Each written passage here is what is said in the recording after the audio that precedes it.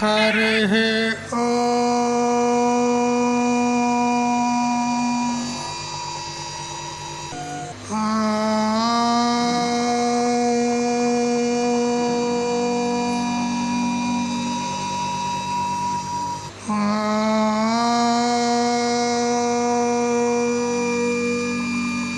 कृष्णं कमलपत्राक्षं पुण्यश्रवणकीर्तनं वासुदेवं जगद्योनिं नौमि नारायणं हरिं शङ्करं शङ्कराचार्यं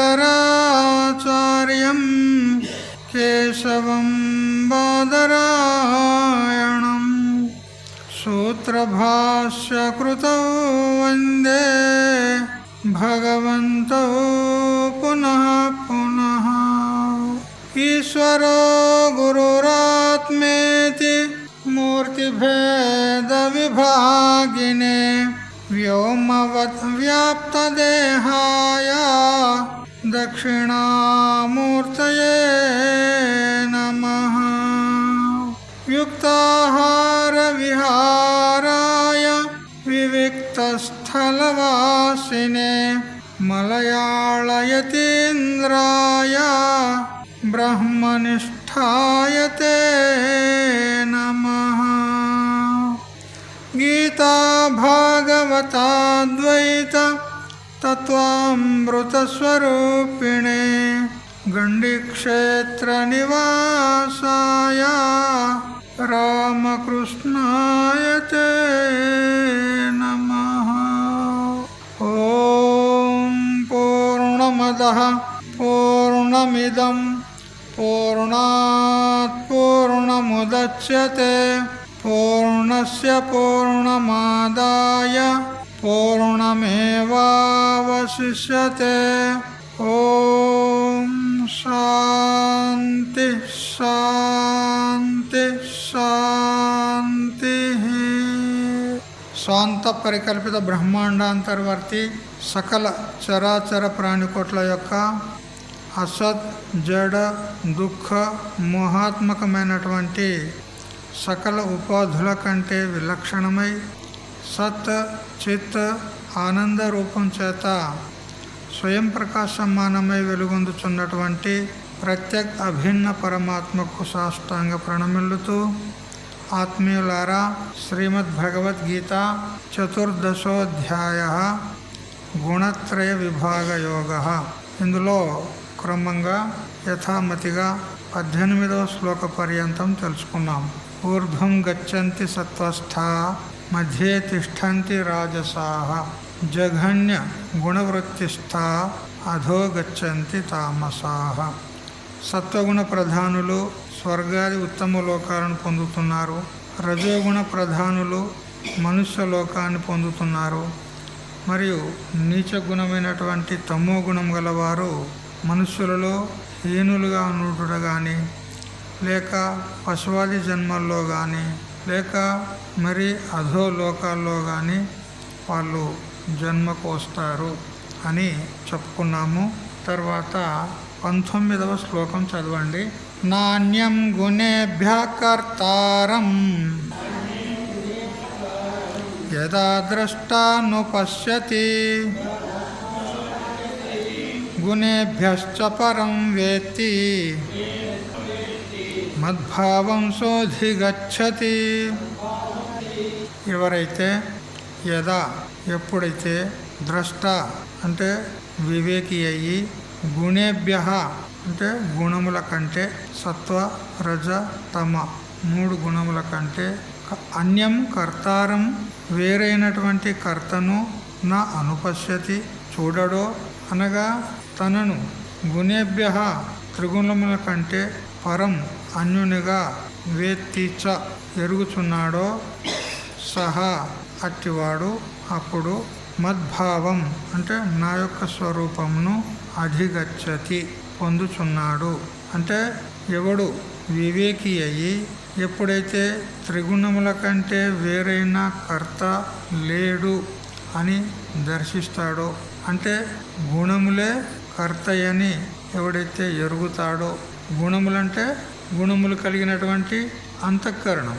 అంతఃకరణమే కర్త భోక్త, దానికంటే వేరే కర్త లేడు అని ఎవరైతే చూస్తారో, మరియు తానైతే ఆ గుణముల కంటే ఆ అంతఃకరణం కంటే భిన్నంగా ఉండి ఆ అంతఃకరణంను అంతఃకరణగత సకల ధర్మాలను ప్రకాశించేటువంటి సాక్షిని నేను అని ఎవరైతే తెలుసుకుంటారో అతడు నన్నే పొందుతాడు అని భగవంతుడు చెప్తూ ఉన్నాడు.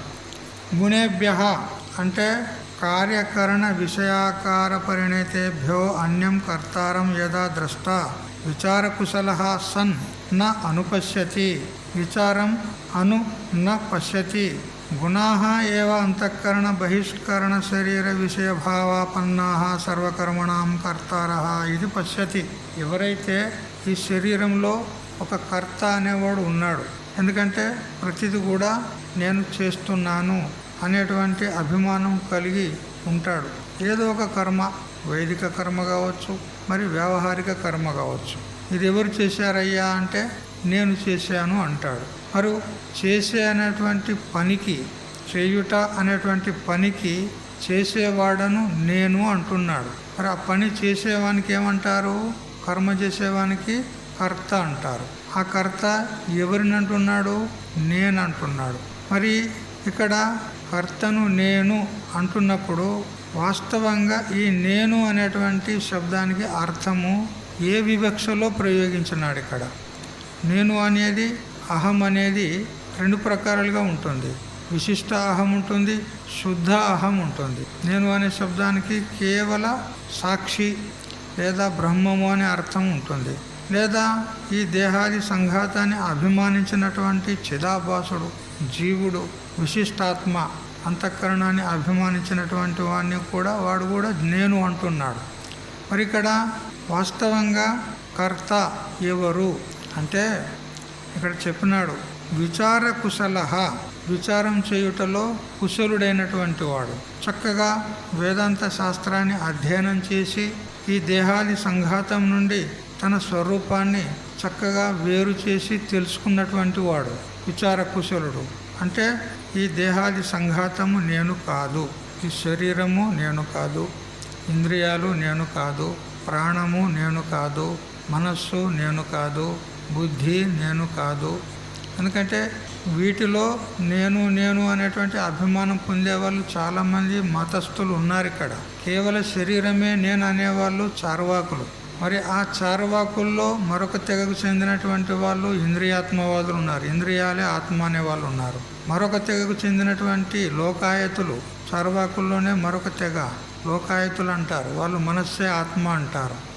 మరియు హిరణ్య గర్భోపాసకులు ప్రాణమే ఆత్మ అంటారు. మరి క్షణిక విజ్ఞానవాది యోగాచారి, బుద్ధుని యొక్క శిష్యుడు, ఆయన అంటాడు బుద్ధే ఆత్మ అంటాడు.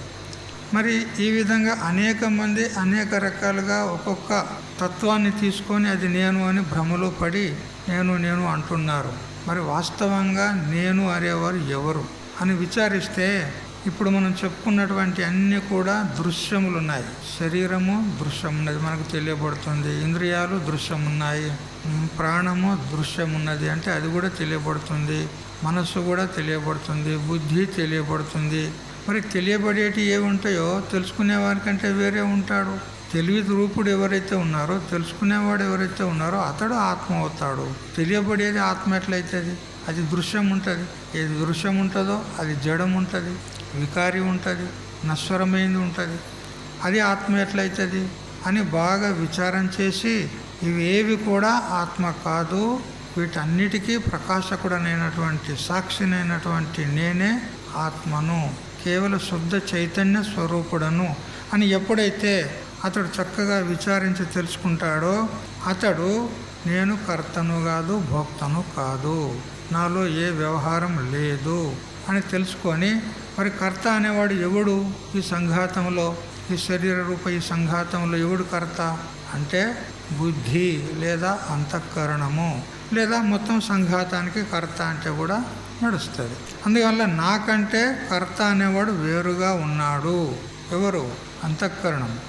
అని ఎవరైతే తెలుసుకుంటారో, మరియు నేనేమో గుణేభ్య పరం, ఈ గుణాల కంటే నేను వేరుగా ఉన్నాను అని ఎవరైతే తెలుసుకుంటారో, ఈ గుణాలతో కూడినటువంటి శరీరము, ఈ శరీరంలో కర్తృత్వ అభిమానాన్ని పొందినటువంటి అంతఃకరణము, అది నాకంటే వేరుగా ఉంది, ఆ గుణాల కంటే నేను వేరుగా ఉన్నాను అని ఈ విధంగా అన్వయ వ్యతిరేకం చేత ఎవరైతే తనను ఈ శరీర రూప సంఘాతం కంటే భిన్నంగా ఎవడైతే తెలుసుకుంటాడో అతడే విచార కుశలుడు, అతడే మద్భావం అధిగచ్చతి అన్నాడు. అతడే నన్ను చేరుకుంటాడు, నా భావాన్ని పొందుతాడు, అంటే మద్రూపుడైపోతాడు. జ్ఞానేతు ఆత్మైవ మే మతం అని చెప్పినాడు. జ్ఞాని అంటే ఎవరో కాదు, నా యొక్క ఆత్మహీనామ స్వరూపం, నా స్వరూపమే అని స్వయంగా భగవంతుడు చెప్పాడు. గుణేభ్య చ తత్తద్ అవస్థా విశేషేణ పరిణితేభ్య పరం గుణ తత్కార్య అసంస్పృష్టం తద్భాసకం ఆదిత్యం ఇవ జలతత్ కంపాది అసంసృష్టం నిర్వికారం సర్వసాక్షిణం సర్వత్ర సమం క్షేత్రజ్ఞం ఏకం వేత్తి మద్భావం మద్ రూపతాం సహ ద్రష్ట అధిగచ్చతి. ఎవరైతే ఈ గుణముల కంటే, అంటే ఉపలక్షణంగా గుణములు మరియు గుణములు కలిగినటువంటి దేహాది సంఘాతము, దీన్నంతటికంటే కూడా నేను వేరుగా ఉన్నాను, దాని చేత నాకేమీ సంబంధం లేదు. ఏ విధంగా ఒక కుండలో నీరు పోసి ఆరు బయట పెట్టామనుకోండి, అప్పుడు సూర్యుని యొక్క ప్రతిబింబం ఆ కుండలోని జలంలో పడుతూ ఉంటుంది. ఆ జలము కదిలితే ప్రతిబింబం కదిలినట్టుగా అనిపిస్తుంది. వాస్తవంగా సూర్యునిలో కదలిక ఉందా? సూర్యుడు ఆకాశంలో ఉన్నాడు. వాస్తవంగా ఈ జలంలో ఉన్నది ప్రతిబింబం, అసలైన సూర్యుడు కాదు. అసలైన సూర్యుడు ఆకాశంలో ఉన్నాడు, అతనిలో కదలికలు ఉన్నాయా? కానీ ఇక్కడ కనపడుతున్నాయి మనకు కదలికలు, ఆ ప్రతిబింబంలో సూర్యుడు కదిలినట్టుగా అనిపిస్తుంది. మరి వాస్తవంగా సూర్యుడు కదులుతున్నాడా? కదలడం లేదు. అదేవిధంగా నాయందు ఏ విధమైనటువంటి క్రియ లేదు.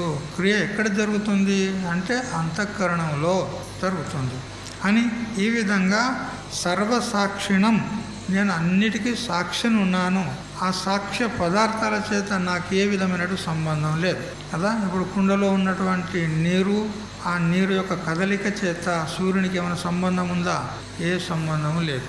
అదేవిధంగా నాకు కూడా ఈ దేహాదిక సంఘాతం చేత నాకేం సంబంధం లేదు, నేను కర్తను కాదు, నేను భోక్తను కాదు అని ఈ విధంగా ఎవరైతే తెలుసుకుంటాడో అతడు మద్భావం సహ అధిగచ్చతి అన్నాడు. అంటే మద్రూపతాం స ద్రష్ట అధిగచ్చతి. ఆ ద్రష్ట అయినటువంటి వాడు, అంతఃకరణము, దేహాదిక సంఘాతము, దీని అంతటికీ ద్రష్ట అయినటువంటి సాక్షి అయినటువంటి ఏ కూటస్థ చైతన్యం ఉన్నదో అతడు వ్యాపకమైనటువంటి నా స్వరూపం కంటే భిన్నుడు కాదు.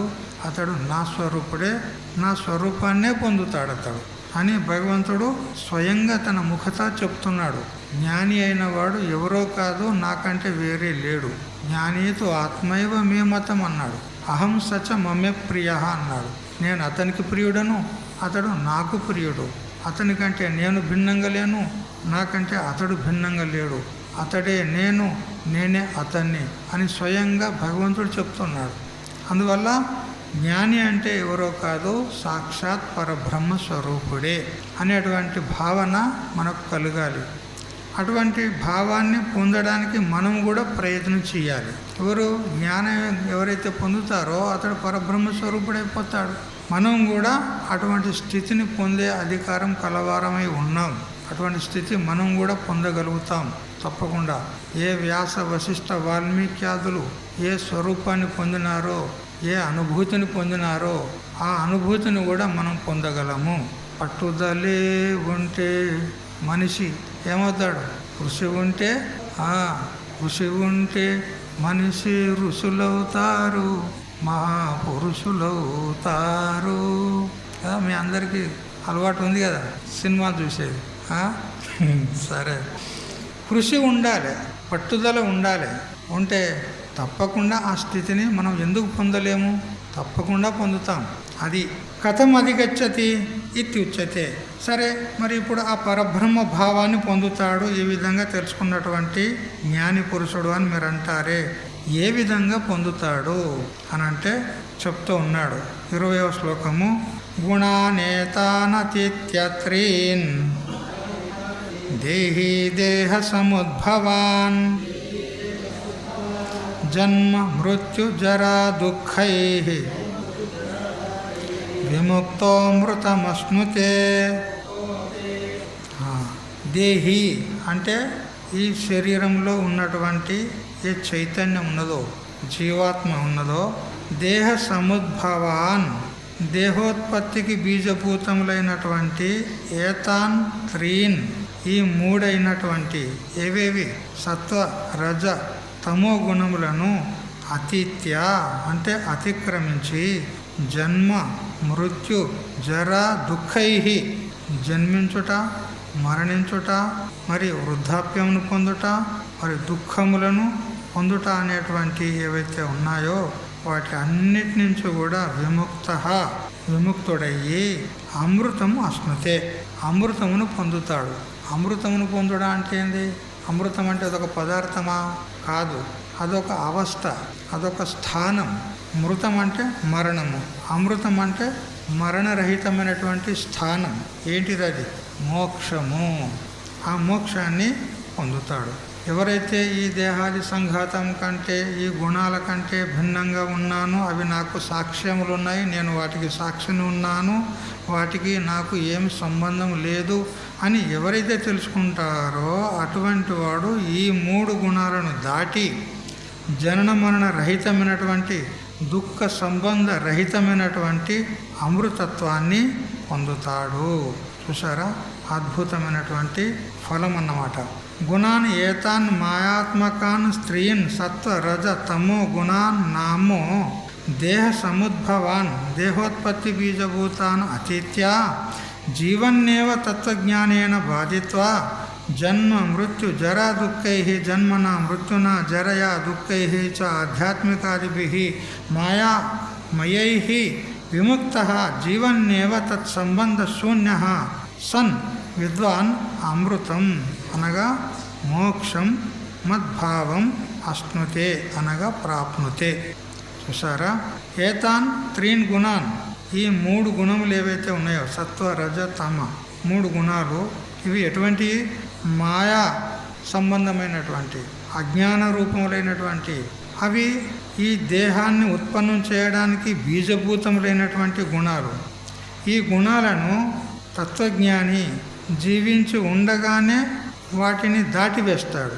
3 గుణాలను దాటివేస్తాడు. అంటే దాని తాత్పర్యం ఉంది. దాటివేయట అంటే ఈ 3 గుణాలు నాకు దృశ్యములు ఉన్నాయి, అవి నేను కాదు, ఇవి మాయ యొక్క గుణాలు ఉన్నాయి, అజ్ఞానం యొక్క గుణాలు ఉన్నాయి, నాకు వాటికి ఏమి సంబంధం లేదు అని దాటివేస్తాడు. దాటివేస్తా అంటే బాధ్యస్తాడు. బాధము అంటే మిథ్యాత్వ నిశ్చయం. అంటే ఈ దేహము కానీ దేహాలకు కారణమైనటువంటి 3 గుణాలు కానీ ఆ 3 గుణాలు కలిగినటువంటి మాయ కానీ ఇవన్నీ కూడా మిథ్యా, ఇవి వాస్తవములు కావు, సత్యములు కావు. సత్యములైతే ఎల్లప్పుడూ ఉండాలి కదా, కానీ జ్ఞానోత్తర కాలంలో ఇవి బాధ అయిపోతున్నాయి, నాశనమైపోతున్నాయి. అందువల్ల ఇవి ఏవి కూడా నేను కాదు అని తెలుసుకుంటే అతడు ఈ 3 గుణాలను దాటి ఏమవుతాడు? జన్మ మృత్యు జరా దుఃఖై విముక్త. అతనికి పునః జన్మ అంటూ ఉండదు, మరియు మరణం అంటూ ఉండదు. మరియు జన్మ మరణాలు లేకపోతే ఇంకా వృద్ధావస్థ ఎక్కడిది కదా, జన్మ మరణాలు లేకపోతే దుఃఖాలు ఎక్కడి కదా. ఎప్పుడైతే మనము దేహమును తీసుకొని జన్మిస్తామో అప్పుడే దుఃఖం ప్రారంభమవుతుంది మనకు. శంకరాచార్యుల వారు కూడా ఆత్మానాత్మ వివేకంలో చెప్తాడు, దుఃఖం కేన భవతి అని ఈ విధంగా శిష్యుడు ప్రశ్న చేస్తున్నాడు. దుఃఖం మనకు ఎందుకు కలుగుతుంది అంటే శరీర పరిగ్రహాత్ అన్నాడు. శరీరమును మనం ధారణ చేసుకున్నందువల్ల దుఃఖం కలుగుతుంది. శరీరమే ప్రాప్తం కాకపోతే దుఃఖం ఎలా కలుగుతుంది? అప్పుడు శిష్యుడు అడుగుతాడు, శరీర కేన భవతి అన్నాడు. ఈ శరీరం మనకు ఎందుకు ప్రాప్తమయ్యింది అంటే కర్మణ అన్నాడు. కర్మ చేత ప్రాప్తమైంది. పుణ్యపాప మిశ్రితమైనటువంటి కర్మ చేత ఈ శరీరము ప్రాప్తమయ్యింది. కర్మణ కేన భవంతి. మళ్ళీ శిష్యుడు అడిగినాడు, ఆ కర్మలు ఎందుకు మనం చేసినాము? కర్మ చేస్తే జన్మ వచ్చింది. ఆ కర్మలు ఎందుకు చేసినాం మనము అని అంటే రాగాదిభ్య అన్నాడు. రాగాదుల చేత, ఆది శబ్దం చేత ద్వేషాదులు, రాగము ద్వేషము మొదలైనవి ఉంటే మనము కర్మలు చేసినాం. ఎందుకు? ఇది నాకు అనుకూలం ఉన్నది అనేటువంటి జ్ఞానం ఉంటే దాని యందు మనకు రాగం కలుగుతుంది. ఆ రాగం చేత దాన్ని పొందడానికి ప్రయత్నం చేస్తాం, కర్మ చేస్తాం. ఇది నాకు ప్రతికూలం ఉన్నది అనేటువంటి జ్ఞానం ఉంటే దాని యందు ద్వేషం కలుగుతుంది. అప్పుడు దాన్ని నివృత్తి చేసుకోవడానికి కర్మ చేస్తాం. ఈ విధంగా రాగద్వేషాల మూలకంగా మనము కర్మలు చేస్తాము. కర్మ మూలకంగా శరీరం ప్రాప్తమవుతుంది. శరీరం మూలకంగా దుఃఖం ప్రాప్తమవుతుంది. అప్పుడు శిష్యుడు అడుగుతాడు, రాగాదయ కేన భవంతి. మరి ఈ రాగద్వేషాలు కూడా ఎందుకు కలిగినాయి అని అంటే భేద జ్ఞానాత్ అన్నాడు. భేద జ్ఞానం ఉన్నందువల్ల ఇది వేరు నేను వేరు, అతడు వేరు నేను వేరు అనేటువంటి భేద జ్ఞానం ఉన్నందువలన రాగద్వేషాలు కలుగుతున్నాయి. అతడు నాకంటే భిన్నుడు, నాకంటే వేరుగా ఉన్నాడు అనే జ్ఞానం నీకు ఎప్పుడైతే కలిగిందో అప్పుడు అతని పట్ల రాగమో ద్వేషమో ఏదో ఒకటి కలుగుతుంది. అతడు నీకు అనుకూలం ఉంటే అతని యందు రాగం కలుగుతుంది. అతడు ప్రతికూలం ఉంటే అతని యందు నీకు ద్వేషం కలుగుతుంది. అంటే ఈ భేద జ్ఞానమే రాగద్వేషాదులకు కారణము. భేద జ్ఞానం కేన భవతి అన్నాడు. ఆ భేద జ్ఞానమైన ఎందుకు వచ్చిందయ్యా అంటే అవివేకాత్ అన్నాడు. వివేకం లేనందువలన. వివేకం అంటేనే భేద జ్ఞానము కదా. కాబట్టి నీకు ఎప్పుడైతే వివేకం లేదో అప్పుడు అతడు వేరు నేను వేరు అనేటువంటి భేద జ్ఞానము కలుగుతుంది. అవివేక కేన భవతి. ఆ అవివేకమైన ఎందుకు కలిగింది మనకు అంటే అజ్ఞానాత్ అన్నాడు. అజ్ఞానం వల్ల అవివేకము, అవివేకం వల్ల భేద జ్ఞానము, భేద జ్ఞానం వల్ల రాగాదులు, రాగాదుల వల్ల కర్మ, కర్మ చేత జన్మ, శరీరము, జన్మ చేస్తే మరణం. కాబట్టి ఈ జన్మ మరణాలే దుఃఖాలు. చూసారా, శరీరాన్ని పరిగ్రహించుటనే ఇక్కడ దుఃఖానికి కారణం. మనం చూసారా. అప్పుడు శిష్యుడు అడుగుతాడు, ఈ అజ్ఞానం ఎక్కడి నుంచి వచ్చింది అంటాడు. మళ్ళీ అజ్ఞానం ఎక్కడి నుంచి వచ్చింది? ఏ ఊరి నుంచి వచ్చింది ఈ అజ్ఞానం మన దగ్గరికి? ఎక్కడి నుంచి రాలే. అజ్ఞానం నా కేనాభి భవతి కింటు అనాది అనిర్వచనీయ అన్నాడు శంకరుల వారు.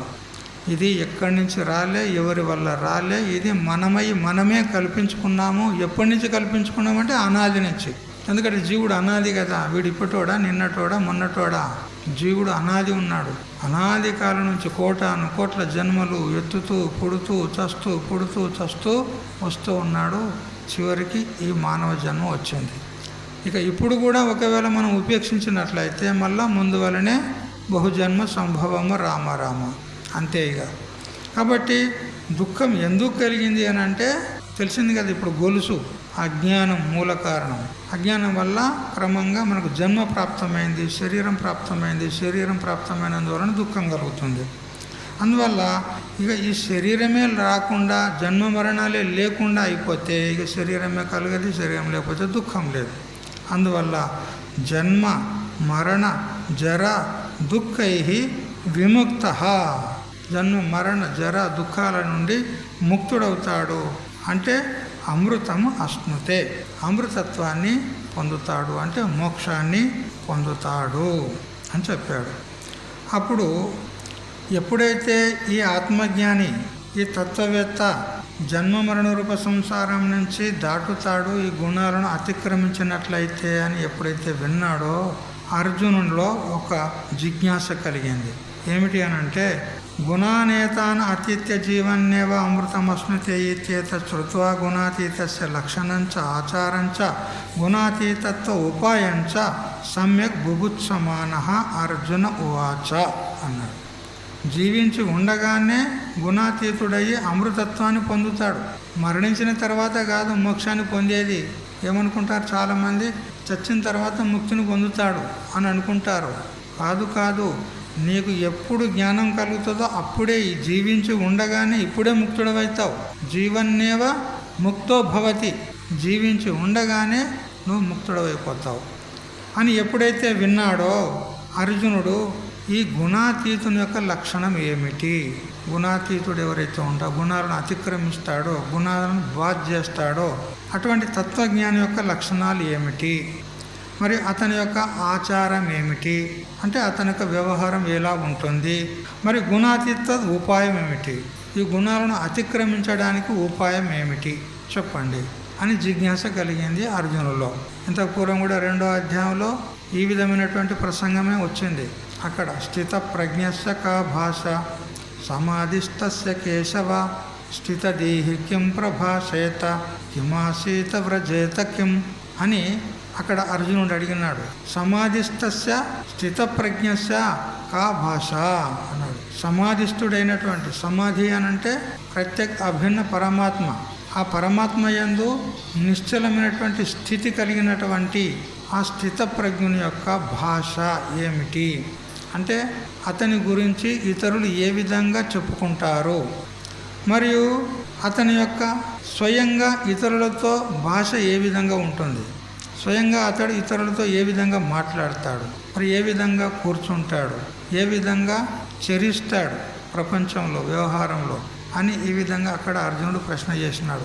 అదే విధంగా ఇక్కడ కూడా గుణాతీతుడైనటువంటి వాడు అమృతత్వాన్ని పొందుతాడు, ముక్తుడవుతాడు. అంటే అటువంటి గుణాతీతమైనటువంటి తత్వజ్ఞుని యొక్క లక్షణాలు ఏమిటి, అతని యొక్క ఆచారం అంటే వ్యవహారం ఎలా ఉంటుంది, మరి ఈ గుణాలను అతిక్రమించడానికి ఉపాయం ఏమిటి అని జిజ్ఞాస కలిగి ఈ 3 ప్రశ్నలను భగవంతుణ్ణి అడుగుతాడు.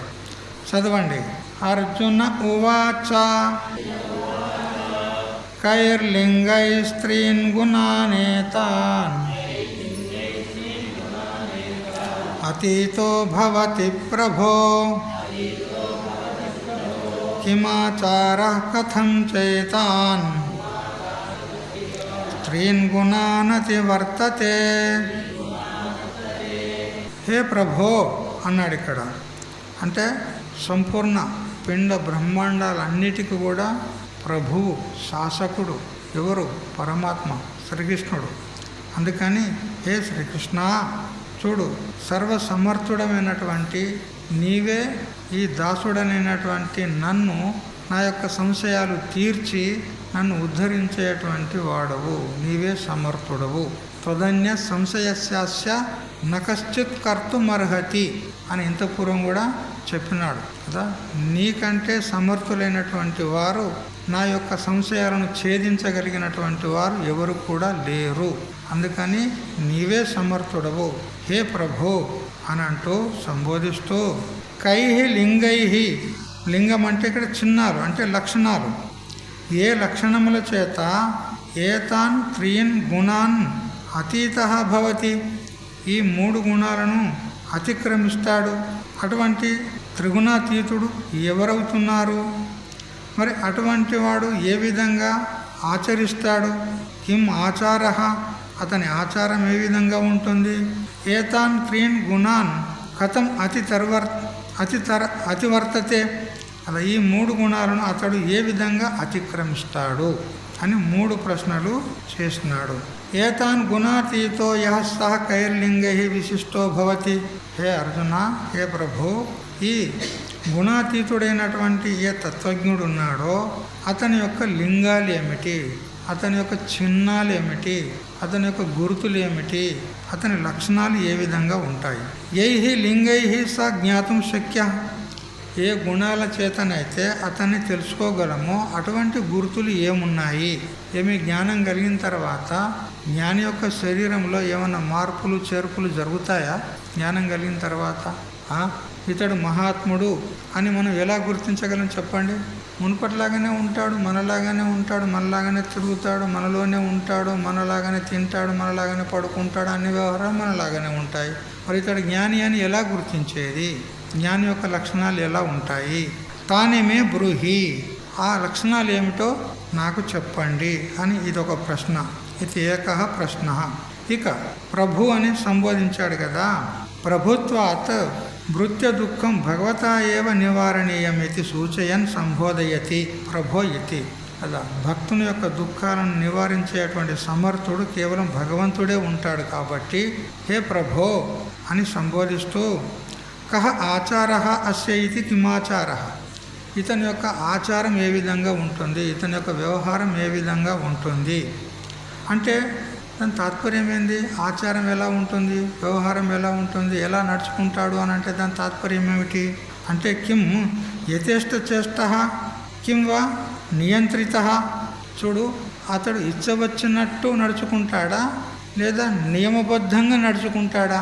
ఒకవేళ నియమబద్ధంగా నడుచుకుంటాడో అతనికి కూడా నియమాలు ఉంటాయనంటే అతడు కూడా అజ్ఞాని వలె శాస్త్రానికి అతడు బద్ధుడై ఉండవలసి ఉంటుంది. శాస్త్రం నియమాలను విధించింది అజ్ఞానులకు, మరి ఇతడు కూడా నియమంలో ఉంటాడు అనంటే ఇతడు కూడా ఇంకా అజ్ఞాని అని చెప్పవలసి వస్తుంది.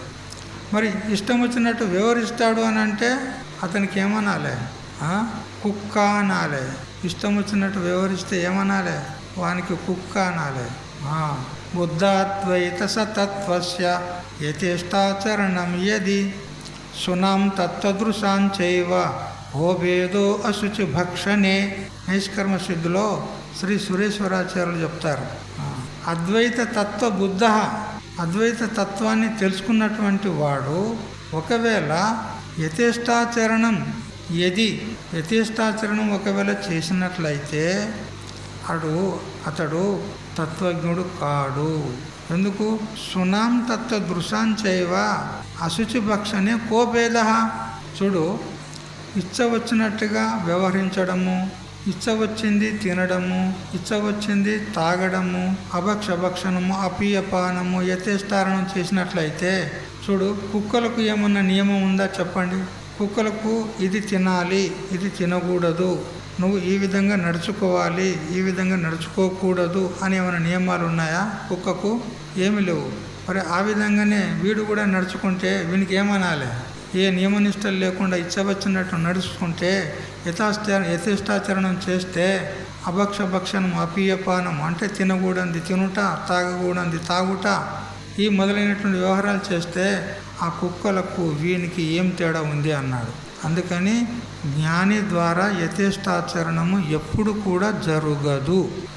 అతడు యథార్థ జ్ఞాని అయితే అతని ద్వారా యథేష్టాచరణము జరగదు. కానీ ఇక్కడ అర్జునుడు శంకిస్తున్నాడు, అతని యొక్క ఆచరణ యథేష్టాచరణ ఉంటుందా, నియమబద్ధంగా ఉంటుందా అంటే నియమాలకు కూడా అతడు లొంగి లేడు. ఇప్పుడు శాస్త్రం కూడా అతన్ని ముక్తుని చేసింది, అతనికి శాస్త్రం ఏం విధానం చేయలే. మరి ఇటు నాకు శాస్త్రం విధానం చేసేది ఏం లేదు కదా, నాకు శాసకుడు ఎవరు లేరు కదా, ఇక నేను ఇచ్చవచ్చినట్టు చరిస్తే నడుస్తుంది కదా అని కూడా అతడి యథేష్టాచరణము చెయ్యడు. మరి ఎలా ఉంటాడు? పూర్వము సాధనావస్థలో ఏ విధంగా వ్యవహరించాడో అదే విధంగా ఉంటాడు.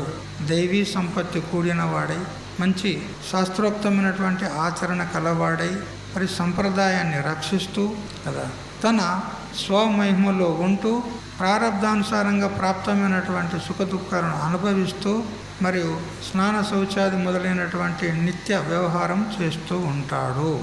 అంతేకాని యథేష్టాచరణ అతనికి ఉండదు అని సురేశ్వరాచార్యులు చెప్పారు. అయితే ఇక్కడ అర్జునుడి ప్రశ్న ఏంటంటే యథేష్టాచరణం చేస్తాడా లేదా నియమబద్ధంగా నియంత్రితమై ఉంటాడా అని ఇది రెండవ ప్రశ్న. మరియు కథంచ కేనచ ప్రకారేణ ఏతాన్ త్రీన్ గుణాన్ అతివర్తతే అతిక్రామతి ఇది గుణాతీతత్వ ఉపాయ కహ ఇది తృతీయో ప్రశ్న. చూడు, మరి ఈ మూడు గుణాలను ఏ విధంగా దాటుతాడు అని మూడో ప్రశ్న. అంటే మూడు గుణాలను దాటడానికి ఉపాయం ఏమిటి అని ఈ మూడో ప్రశ్న చేసినాడు. ఈ మూడు ప్రశ్నలకు భగవంతుడు సమాధానం క్రమంగా చెప్తూ ఉన్నాడు. శ్రీ భగవానువాచ ప్రకాశంచ ప్రవృత్తించ మోహమేవ చ పాండవ న ద్వేష్టి సంప్రవృత్తాని న నివృత్తాని కాంక్షతి. హే పాండవ అంటే పాండురాజు యొక్క కుమారుడమైనటువంటి ఓ అర్జున అని సంబోధిస్తూ, ఎవడు సంప్రవృత్తాని అంటే సంప్రాప్తములైనటువంటి, ప్రకాశంచ అంటే సత్వగుణ సంబంధముకు ప్రకాశమును, ప్రకాశం అంటే ఏదో లైట్ ప్రకాశం దీప ప్రకాశం కాదు, ఇక్కడ జ్ఞానం ఏదైతే ఉందో.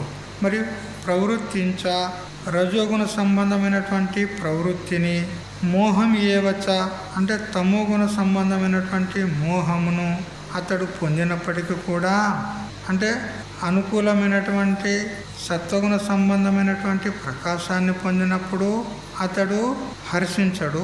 మరియు దుఃఖ కారణమైనటువంటి రజోగుణ సంబంధమైనటువంటి ప్రవృత్తి ప్రాప్తమైనప్పుడు అతడు ద్వేషించడు. మరియు తమోగుణ సంబంధమైనటువంటి మోహము మొదలైనటువంటి సంప్రాప్తమైనప్పుడు కూడా అతడు ద్వేషించడు. ఇవన్నిటిని కూడా విడిచి ఆయా గుణములను కానీ వాటి కార్యాలను కానీ నా కాంక్షతి నా ద్వేష్యతి అంటే అతడు కోరడు, ద్వేషించడు అని ఈ విధంగా చెప్పినాడు. తర్వాత 23వ శ్లోకము 24, 25 పర్యంతం తెలుసుకోండి, చదవండి. ఉదాసీనవదాసీనో గుణైర్యో న విచాల్యతే గుణా వర్తంత ఇత్యేవ యోవతిష్ఠతి నేంగతే సమదుఃఖసుఖస్వస్థః సమలోష్టాస్మకాంచనః తుల్యప్రియా ప్రియో ధీరా తుల్యనిందాత్మసంస్తుతిః మానాపమానయోస్తుల్యః తుల్యో మిత్రారిపక్షయోః సర్వారంభపరిత్యాగి గుణాతీతః స ఉచ్యతే. ఎవడైతే యహ ఉదాసీనవత్ అంటే సాక్షిభూతుని వలె ఆసీన ఉన్నవాడై, ఎవరైతే సాక్షిభూతుడై ఉదాసీనంగా ఉంటాడో, అంటే సాక్షి అంటే ఎవరికంటారు? లోకంలో వ్యవహారంలో సాక్షి అంటారు. సాక్షి అంటే ఎవరికంటారు చెప్పండి? ఇద్దరు వాదులాడుకుంటే అక్కడ ఎవరైతే ఈ పక్షానికి కానీ ఆ పక్షానికి కానీ చెందని వాడై ఇరు పక్షాలలో ఉదాసీనంగా ఉండి కేవలం వారు చేసేటువంటి చేష్టలను, వారు మాట్లాడేటువంటి మాటలను వినుకుంటూ ఉంటాడంతే, చూస్తూ ఉంటాడు. ఒక పక్షం వైపుకు చేరడు అతడు. ఒక పక్షం వైపుకు చేరితే అతడు ఆ పక్షానికి చెందినవాడు అవుతాడు. అతడు అక్కడ సాక్షి అనబోయాడు. సాక్షి అంటే ఎట్లా ఉంటాడు? ఏ పక్షానికి చెందకుండా ఉదాసీనంగా వారిద్దరిని కూడా గమనిస్తూ ఉంటాడు అంతే. అటువంటి వానికి సాక్షి అంటారు లోకంలో. ఇక్కడ భగవంతుడు కూడా ఏమంటున్నాడు? ఈ గుణాతీత తత్వజ్ఞుడు ఎవరైతే ఉన్నారో అతడు కూడా సాక్షిభూతుడై ఉంటాడు, ఉదాసీనంగా ఉంటాడు. ఉదాసీనం అంటే దాని లక్షణం ఏమిటి? రాగద్వేష రహితత్వం ఉదాసీనత్వం. రాగద్వేషాలు లేకుండా ఉండుట ఉదాసీనత్వము అని చెప్పింది ఉన్నది. కాబట్టి సాక్షి కూడా అలాగా ఉదాసీనంగా ఉంటాడనమాట. మరియు గుణైహి న విచాల్యతే, గుణాలు ఎప్పుడు కూడా ఈ అంతఃకరణంలో ఒకసారి ఒకటి ఎక్కువ ఉంటుంది, ఒకటి తక్కువ ఉంటుంది. ఈ విధంగా హెచ్చు తగ్గులు జరుగుతూ ఉంటాయి ప్రతిరోజు కూడా. 24 గంటల్లో ఈ 3 గుణాలు వచ్చిపోతూ ఉంటాయి. ఒకసారి తమో గుణం అధికమవుతుంది, ఒకసారి రజోగుణం అధికమవుతుంది, ఒకసారి సత్వగుణం అధికమవుతుంది కదా. నిద్ర వచ్చింది అనుకో, ఇప్పుడు ఏం అధికం ఉన్నట్టు? తమో గుణం అధికంగా ఉన్నట్టు, అంతే కదా. పాపం అమ్మగారికి చాలా కష్టమవుతుంది, లేచి నిలబడుతుంది ఆమె.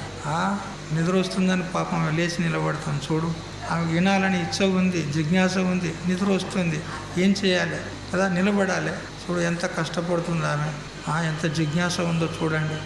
అలా చూసారా, నిద్ర వచ్చినప్పుడు తమో గుణం అధికంగా ఉంటుంది కదా. మరి చక్కగా సత్సంగం చేస్తున్నాం, మరి యథాతథంగా సావధానంగా జాగరూకులమై వింటున్నామంటే ఇప్పుడు సత్వగుణం ప్రధానంగా ఉందన్నమాట. ఇక వ్యవహారం చేస్తున్నప్పుడు క్రియాకలాపాలు, వ్యాపారాలు, పనులు చేస్తున్నప్పుడు రజోగుణం ప్రధానంగా ప్రతి రోజుల్లో ఈ 3 గుణాలు వస్తూ ఉంటాయి, పోతూ ఉంటాయి, జరుగుతూ ఉంటాయి. అయితే ఏ గుణం వచ్చినా కానీ అతడు హర్షింపడు, శోకింపడు. సత్వగుణం వచ్చినప్పుడు సుఖం కలుగుతుంది, రజోగుణం తమోగుణం వస్తే దుఃఖం కలుగుతుంది. దుఃఖం వచ్చినా సుఖం వచ్చినా అతడు రెండిట్లో ఉద్వేగం లేనివాడై ఉంటాడు. నా విచాల్యతే గుణాహ ఏవ గుణములే వర్తంతే. చూడు, గుణముల యందు గుణములే వర్తిస్తున్నాయి. శబ్దాది విషయాల్లో ఈ త్రిగుణములే వర్తిస్తూ ఉన్నాయి. నాకేమీ సంబంధం లేదు, నేను వాటితో ఏమీ లిప్తుడను కాదు, నాకు వాటికి సంఘం లేదు, సంబంధం లేదు అని తెలుసుకుంటాడు. ఆయా కార్యములందు గుణాలే వర్తిస్తున్నాయి అని ఎవడైతే అవతిష్టతి అంటే దృఢంగా ఉంటున్నాడో, నా ఇంగతే అంటే నిష్ట నుండి కదలడో, స్వస్థ అంటే స్వరూపమునందు నిలకడగలవాడయి, సమదుఃఖ సుఖ అంటే సుఖదుఖములందు సమబుద్ధి గలవాడయి, సమలోష్టాస్మ కాంచన. చూడు, లోష్టం అంటే మట్టి పిల్ల, అస్మ అంటే రాయి, కాంచనం అంటే బంగారం. ఈ మూడిటి అందు కూడా సమబుద్ధి కలిగి ఉంటాడు. బంగారాన్ని కూడా మట్టిలాగానే చూస్తాడు అతడు. ఇది బంగారం ఉన్నది, ఇది చాలా విలువైంది అనేటువంటి దృష్టి అతనికి ఉండదు. ఇదివరకు దృష్టాంతం చెప్పాను కదా, 2 భార్యాభర్తలు దారి గుండా పోతూ ఉన్నారు. ముందు భర్త పోతున్నాడు, వెనక భార్య వస్తుంది. అతనికి ఇంత బంగారం ఆభరణాలు ఆడ దారిలో పడి ఉన్నట్టు అతనికి చూసినాడు. బంగారం ఉంది అదంతా. అయ్యో, ఈ బంగారాన్ని వెనక వస్తున్న నా భార్య చూసి, అంటే స్త్రీలకు బంగారం నందు మోహం ఉంటుంది కదా, ఆసక్తి ఉంటుంది. ఎక్కడ ఆసక్తి పొంది మోహానికి గురవుతుందో నా భార్య అని చెప్పి దాని మీద ఎంత మట్టి పోసాడు. ఆ మట్టి పోస్తున్నది చూసింది ఆ భార్య, వెనక వస్తున్న భార్య. తీరా దగ్గరికి వచ్చి, ఏమండి ఇక్కడ మీరేంది వంగినారు ఎందుకు అంటే, ఏం లేదు ఉట్టిగానే వంగినా అంటాడు. లేలే నిజంగా చెప్పు, ఏమో చేశారు ఇక్కడ అంటే, ఇక భార్యాభర్తలకు దాపరికం ఉంటుందా, ఇట్లా బంగారం ఉంటే నీకు ఏడ మోహం కలుగుతుందో అని నేను ఇక్కడ మట్టి పోసానంటే, అయ్యయ్యో మట్టి మీద మట్టి ఎందుకు పోసినారండి అన్నది. ఏమన్నది? మట్టి మీద మట్టి ఎందుకు పోసారు అన్నది. అంటే ఆయనకంటే శ్రేష్టం ఆమె. ఇంకా ఆ బంగారాన్ని ఆమె మట్టి అనుకున్నది. ఆ మట్టి మీద ఈ మట్టి ఎందుకు పోసినావు అన్నది. చూడు, అది దృష్టి అంటే గట్లా ఉండాలి. బంగారం మట్టే ఉన్నది, ఇది కూడా మట్టే ఉన్నది. అది కూడా మట్టి నుంచే వెళ్ళింది కదా, బంగారం కూడా మట్టే ఉన్నది. అయితే అజ్ఞానులకు అది కొంచెం విశిష్టం కదా, 1,20,000 ఒక తులానికి కదా అది అజ్ఞానులు. కానీ జ్ఞాని అయిన వాడు అది మట్టి, అది ₹1,00,000 ఉండని, ₹1,00,00,000 ఉండని, వజ్రాలు ఎదురైనా కూడా అతనికి లెక్కలేదు. అది అన్నమాట. సమదుఃఖ సుఖ మరియు సమలోష్టాస్మ కాంచన. అటువంటి వాడే ధీర పురుషుడు. జ్ఞాని ఎలా ఉంటాడు? ధీర పురుషుడై ఉంటాడు. ధీరులని ఎవరికనాలి? వికారహేతౌ సతివిక్రియంతే ఏషాంన చేతాంసి తయేవ ధీరాహ అని అంటూ కుమార సంభవంలో శ్రీ కాళిదాస్ మహారాజ్ అంటాడు. వికృతిని కలిగించేటువంటి, మోహాన్ని కలిగించేటువంటి విషయాలు ఎదురైనప్పటికీ కూడా ఎవని యొక్క మనస్సు విచలనం పొందదో, వికారాన్ని పొందదో, చలించదో, అటువంటి వాడే ధీర పురుషుడు అన్నాడు. ధీరుడు అంటే ఏదో పెద్ద బలాఢ్యుడు, బలవంతుడు, 10 మందిని కొట్టేవాడు, అతడు ధీర పురుషుడు కాదు. మన మనస్సును వికృతం చేసేటువంటి, వికారాన్ని కలిగించేటువంటి, చెలింపజేసేటువంటి దృశ్యాలు ఎదురైనప్పటికీ కూడా, విషయాలు తటస్థపడినప్పటికీ కూడా ఎవడి మనస్సు చెలించదో, వికారాన్ని పొందదో, అతడే ధీర పురుషుడు. జ్ఞాని అటువంటి వాడు అట్లా ఉంటాడనమాట, ధీరుడై ఉంటాడు. మరి తుల్య ప్రియాప్రియ అంటే ఇష్టానిష్టములు ప్రాప్తమైనప్పుడు సమభావంలో ఉంటాడు కదా. అనిష్టమైంది ప్రాప్తమైంది అనుకో, ఒక వస్తువు కానీ వ్యక్తి కానీ తనకి ఇష్టమైంది కాదు, అతడు ప్రాప్తమైనాడు, ఆ వస్తువు ప్రాప్తమైంది, అతడు దుఃఖపడడు. ఇష్టమైంది ప్రాప్తమైతే హర్షించడు, రెండిట్లో సమానంగా ఉంటాడు. మరి మానాపమానయోస్తుల్య, మానం నందు అపమానం నందు. మానం అంటే గౌరవం, అపమానం అంటే అగౌరవం కదా. ఇతరులు కొంతమంది జ్ఞానులను నింద చేసే వాళ్ళు కూడా ఉంటారు, గౌరవించే వాళ్ళు కూడా ఉంటారు. ఉండారా? ఆ భగవంతుడినే నిందించిన వాళ్ళు ఉన్నారు, ఇంకా జ్ఞానిని నిందించిన వాళ్ళు ఉంటారా? ఉంటారు. జ్ఞానులను కూడా నిందించే వాళ్ళు ఉంటారు. అయితే కొందరు భక్తులు శిష్యులేమో ప్రేమిస్తారు, గౌరవిస్తారు, పాదపూజ చేస్తారు. కానీ అజ్ఞానులు మూర్ఖులైతే రాళ్లతో కూడా పుట్టిన వాళ్ళు ఉన్నారు మహాత్ములను. అలా చెప్తే కదండి, సిద్ధార్థ స్వామికి రాత్రంతా నిలబెట్టి కూర్చున్నాడు ఒకడైతే. అటువంటి వాడిని కూడా క్షమించి, నాయనా ఈ రోజుకు నీ పూజ చాలా ఘనంగా జరిగింది, మళ్ళీ నువ్వు రేపు రా. ఇప్పుడు నువ్వు ఇక్కడే ఉండేవంటే నా భక్తులు వచ్చి నీ పూజ చేస్తారు, చేయరా? ఆ స్వామి యొక్క అవస్థను చూసి వాణ్ణి చితక బాదుతారు. అందుకని నాయనా నువ్వు ఇప్పటికి వెళ్ళిపో, మళ్ళీ రేపు రా అంటాడు. చూడు మహాత్ములు ఎలా ఉంటారు. మళ్ళీ రేపు వచ్చి ఇలాగనే నీ పూజ చేసుకో అంటే కొట్టు అని స్వయంగా చెప్పినట్టు అయింది. అట్లా కొట్టిన వాళ్ళు కూడా ఉన్నారు. అటువంటి తిట్లు కొట్లు పడినటువంటి మహాత్ములు కూడా ఉన్నారు కదా. అది మానాపమానయోస్తుల్య మిత్రారి పక్షయో, మిత్రుల వాళ్ళ పక్షంలో కానీ, అరి అంటే శత్రుపక్షంలో కానీ, ఇరువురి యందు కూడా తుల్య సమానంగా ఉంటాడు కదా. అటువంటి దృష్టి మనకు శ్రీరామచంద్రంలో కనపడుతుంది కదా. అటువంటి దుష్టుడైనటువంటి రావణాసురుని పట్ల కూడా మంచి అభిప్రాయం ఉండే రామచంద్రునికి, గౌరవభావం ఉండే. ఎందుకంటే అతడు బ్రాహ్మణుడు ఉన్నాడు. రావణ బ్రహ్మ, అతడు రాక్షసుడు కాదు, బ్రాహ్మణుడు ఉన్నాడు. అటువంటి వాని పట్ల మంచి భావం ఉండే.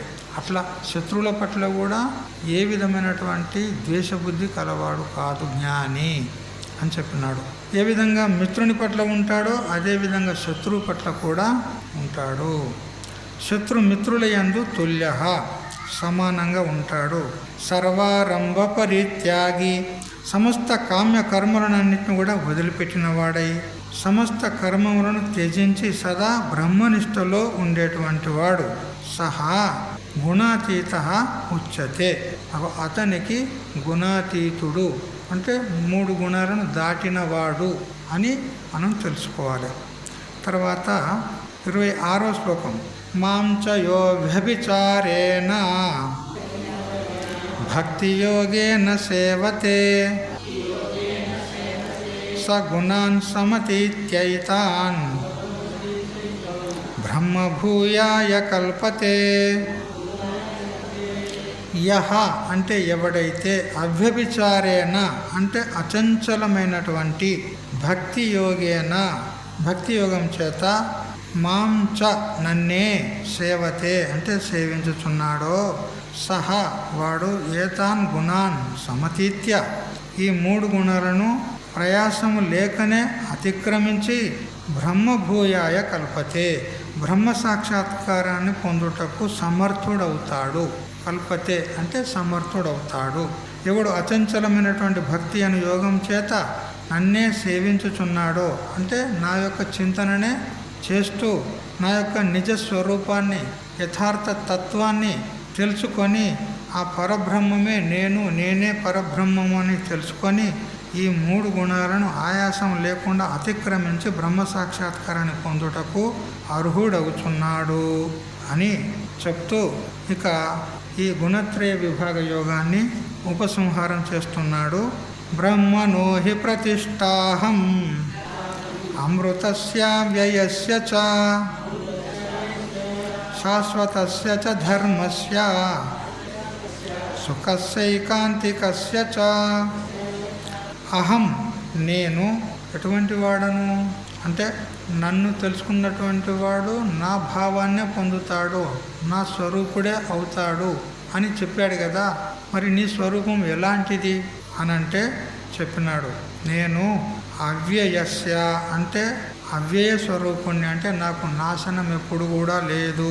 అమృతస్య అమృత స్వరూపుణ్ణి అంటే మరణ స్వభావం లేనటువంటి వాణ్ణి. శాశ్వతస్య అంటే సనాతనుడైనటువంటి అని అనాది అయినటువంటి వాణ్ణి. ధర్మస్య చ ఇటువంటి ధర్మస్వరూపుడనైన నన్ను. ఐకాంతికస్య చ సుఖస్య చ ముఖ్యమైనటువంటి నిత్య ఆనంద స్వరూపుడైనటువంటి బ్రహ్మణ బ్రహ్మస్వరూపుడైన పరబ్రహ్మస్వరూపుడైనటువంటి నా యందే అతడు ప్రతిష్ఠితుడై ఉంటాడు. ప్రతిష్టాహి అంటే ఉనికి పట్టును కదా. అంటే ఇటువంటి స్వరూపాన్ని కలిగిన నన్ను ఎవరైతే తెలుసుకుంటారో వాళ్ళు తప్పకుండా నా యొక్క స్వరూపులే అవుతారు అని ఈ విధంగా 14వ అధ్యాయము గుణత్రయ విభాగ యోగము ఇక్కడికి ఉపసంహరింపబడుతుంది. ఇది శ్రీమద్భగవద్గీతాసు ఉపనిషత్సు బ్రహ్మ విద్యాయాం యోగశాస్త్రే శ్రీకృష్ణార్జున సంవాదే గుణత్రయ విభాగ యోగో నామ 14థోధ్యాయః. ఓం శ్రీకృష్ణ పరబ్రహ్మార్పణమస్తు. ఓం సహనావవతు సహనౌ భునక్తు సహ వీర్యం కరవావహై తేజస్వినావధీతమస్తు మా విద్విషావహై. ఓం శాంతి శాంతి శాంతి.